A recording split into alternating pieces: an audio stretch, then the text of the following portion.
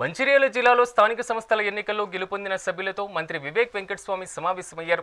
Chennur MLA camp కార్యాలయంలో నిర్వహించినటువంటి సర్పంచ్, ఉప సర్పంచ్ సభ్యులకు మంత్రి సత్కారం చేశారు. ఈ సందర్భంగా స్థానిక సంస్థల ఎన్నికల్లో కాంగ్రెస్ నాయకులను ప్రజలే గెలిపించుకున్నారని తెలిపారు. అయితే ప్రభుత్వం అమలు చేస్తున్నటువంటి సంక్షేమ పథకాలకు ప్రజలు ఆకర్షితులయ్యారని తెలిపారు. కొన్ని చోట్ల ఓడిపోయినా ఎవరూ నిరాశపడవద్దన్నారు.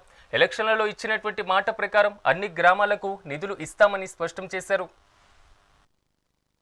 నిజంగా పోటీ ఎక్కడైతే ఉండదో అది కేవలం కాంగ్రెస్ అభ్యర్థులనే పోటీ. టిఆర్ఎస్ ఏదైతే ఇప్పుడే సతీష్ గారు చెప్పారో 17% 17 స్థానాల్లో ఏదైతే గెలిచినారో అక్కడ కూడా కేవలం మన కాంగ్రెస్ అభ్యర్థులలో పోటీ ఉన్నందు వల్లనే గెలిచారు, కానీ వాళ్ళ బలంతో ఎక్కడ గెలవలేదు.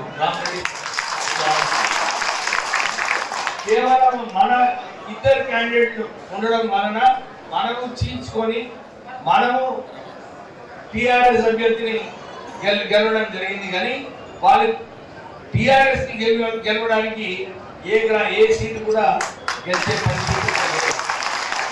మనము ఏదైతే ఈ 2 సంవత్సరాలు గ్రామంలో అన్ని చోట్ల కూడా వెళ్ళి అభివృద్ధి కార్యక్రమాలు ఏదైతే చేసుకున్నామో రాష్ట్ర ప్రభుత్వం